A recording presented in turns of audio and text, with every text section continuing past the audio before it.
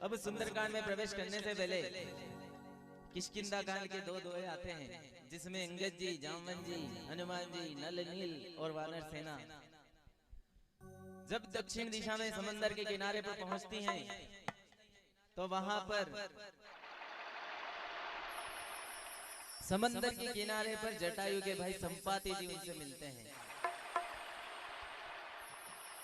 संपाति जी एक गुफा में बैठे हैं, वानर सेना को आता हुआ देखते हैं तो मन में विचार करते हैं कि भगवान ने बड़ी कृपा करी है, बहुत दिनों से भूखा था, आज इन वानरों को खाऊं और अपनी भूख मिटाऊंगा।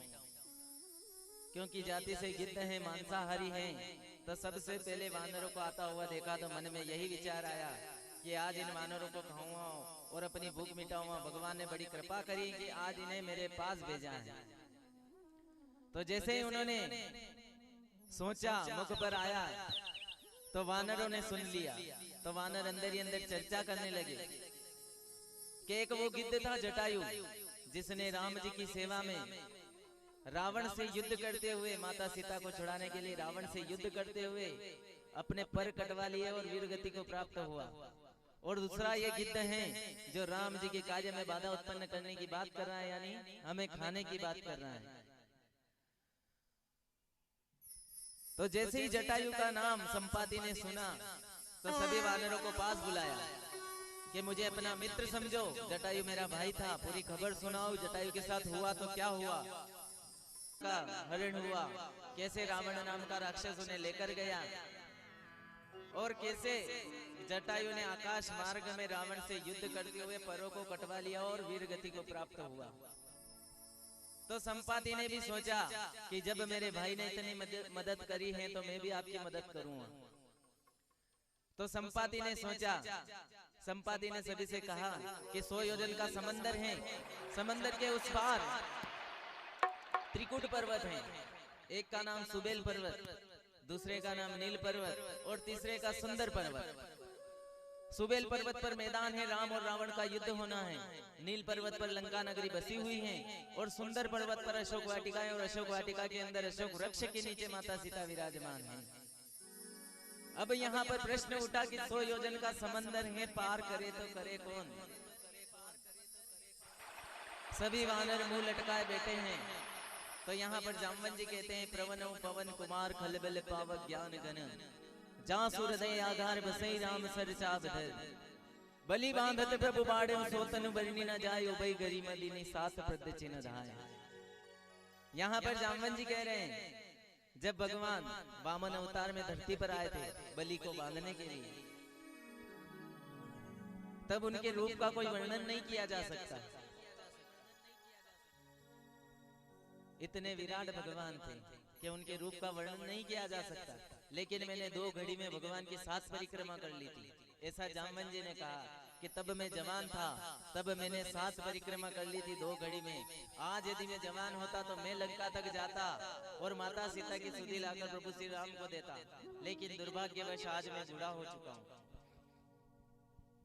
तो सभी वानरों ने सुना तो अंगद जी ने सोचा कि मैं पार तो चला जाऊंगा, लेकिन आने में संशय है। अंगद जी कह रहे हैं, अंगद कहूं जाऊं मैं पारा, जी संशय कछु बिरती पारा। अंगद जी कह रहे हैं मैं पार चला जाऊंगा लेकिन आने में संशय है। अब संशय किस बात का है? अंगद जी बाली के पुत्र और अक्षय कुमार रावण का पुत्र, दोनों एक ही गुरुकुल में पढ़ते हैं।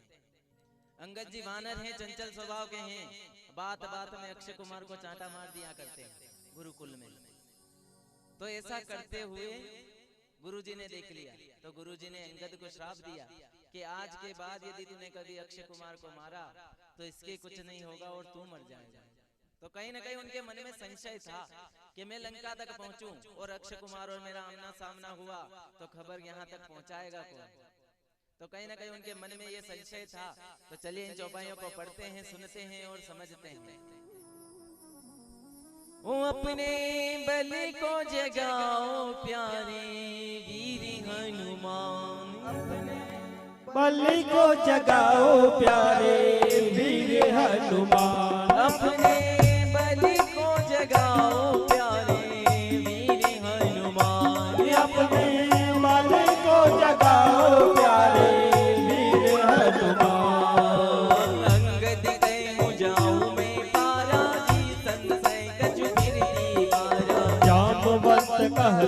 सब लायक पठई किन्हीं सब ही करनायक पति सुनु हनुमाना चुप साधी रहे बलवाना पवन तनय बल पवन समाना बुद्धि विवेक विज्ञान निधाना अंगद कहूँ जाऊं मैं पारा जी संशय का जो फिरती बारा जामवंत कर तुम सब लायक बटई के में सब ही करनायक। अंगद जी कह रहे मैं पार चला जाऊंगा लेकिन आने में संशय है। तो यहाँ पर जामवंत जी कह रहे हैं तुम सभी लायक हो, जा सकते हो, आ सकते हो, लेकिन इस कार्य करने के जो नायक हैं वो कहाँ पर है। कहीं रीछपति सुन हनुमाना काचुप साधि रहे बलवाना पवन तनय बल पवन समाना बुद्धि विवेक विज्ञान निदाना। वृक्षराज जामवंत जी कह रहे हैं हे हनुमान जी आखिर आपने चुप्पी क्यों साध रखी है? आप पवन देव के औरस पुत्र हैं, बुद्धि और विवेक की खान हैं। हे हनुमान जी बताइए कि आखिर आपने चुप्पी क्यों साध रखी है? कबिन तो काज कठिन जग माही जो नहीं होई तात तुम पाही राम काज लगी तब अवतारा सुनतहि भयो पर्वताकारा तनिक बरन तन तेज विराजा मानहु पर गिन कर राजा सिंहनाद करि बार ही बारा लीलहि ना गौ जल दिखारा कवन सो काज कठिन जग माही जो नहीं होई तात तुम पाई राम काज लगी तब अवतारा सुनते भयहु पर्वताकारा। हे हनुमान जी कौन सा कार्य है जो आपके लिए कठिन है? राम जी के काज संवारने के लिए आपका अवतार हुआ है। इतना सुनते ही हनुमान जी महाराज अपना रूप पर्वतों के आकार में बदल देते हैं। कनक बरन तन तेज विराजा मानो पर गिरिन कर राजा सिंहनाद करि बारे बारा लीलय नागो जल निज खारा। पर्वतों के आकार में हनुमान जी महाराज खड़े हैं। कनक बरन हीरे मोती हनुमान जी महाराज के तेज पर चमक रहे हैं और उनकी सिंहनाद गर्जना से समंदर में लहरें उठने लगी। सहित सहाय राम नहीं मारी कान्हि हाथ कोटे उपारी जामवंत में पूछे तो ही उचित सिखावत दीजे मोहि कितना कर मुतात तुम जाई सीता देख कहे सुधि आई तब निज भुज बल राज मने ना को तुक लागी संत कपि सेना सहित सहाय राम नहीं मारी आने हुई हाथ त्रिकुट उपारी जामवंत में पूछे तो ही उचित सिखावन दीजो मोहि। अब हनुमान जी को उनकी शक्ति याद आ गई तो हनुमान जी महाराज जामवंत जी से कहते हैं आप केवल लंका तक पहुंचने की बात कर रहे हैं, मैं तो रावण को मारकर त्रिकुट पर्वत उठाकर ला सकता हूँ। लेकिन हे जामवंत जी मुझे बताएं कि मैं लंका तक जाऊं तो करूं तो क्या करूं? तो इतना करूं तात तुम जाई सीता देखी कहूं सुधि आई तब निज भुज बल राजीव नैना को तुक लागी संग कपि सेना।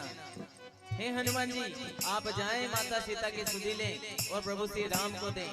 राजीव नयन श्री राम स्वयं लंका पर चढ़ाई कर दें। सेना तो केवल प्रभु ने खेल कूद के लिए रखी है।